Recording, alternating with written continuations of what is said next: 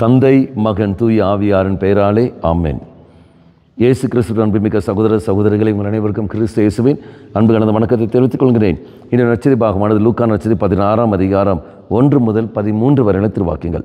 குறிப்பாக 13வது வாக்கியம்: எந்த வீட்டு வேலையாலும் இரு தலைவர்களுக்கு பணிவிடை செய்ய முடியாது.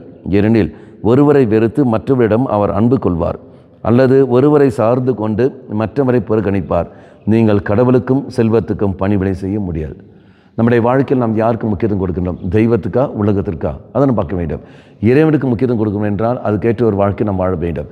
பிசாசுக்கு என்றால் அதுக்கேற்றபடி போய்விடும். அன்பாதிலே நீ நானும் கடவுளுடைய பிள்ளைகள். அப்போ கடவுளுடைய பிள்ளைகள் என்றால் இறைவன் எல்லா சூழலிலும் எந்த நிலையில் வந்தாலும் சரி இறைவனுக்கு ஒன்றாம் ஸ்தானம் கொடுத்து கொண்டு நாம் வாழ வேண்டும், ஒழிய வேறு எதுவும் இல்லை. அப்போ இறைவன் இந்த உலகம் நமக்கு தந்திருப்பதற்கு அழிப்பதற்காக அல்ல, மாறாக வாழ்வதற்காக.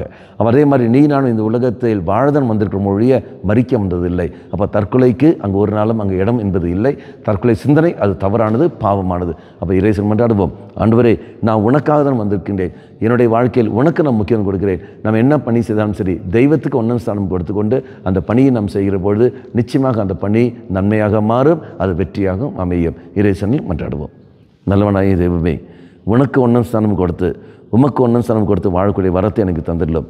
எல்லா சூழலிலும் உன்னை மட்டுமே மையப்படுத்தி கொண்டு உன்னை பெருமைப்படுத்தும் வண்ணமாக எங்களை தயார்படுத்திலும். அம்மா மாதாவே, தெய்வ மாதாவே, எங்கள் மாதாவே, என் அன்னையே, விசேஷமாக எங்களுக்காக பரிந்து பேசும். ஆமென். தந்தை, மகன், தூய ஆவியாரின் பெயராலே ஆமென்.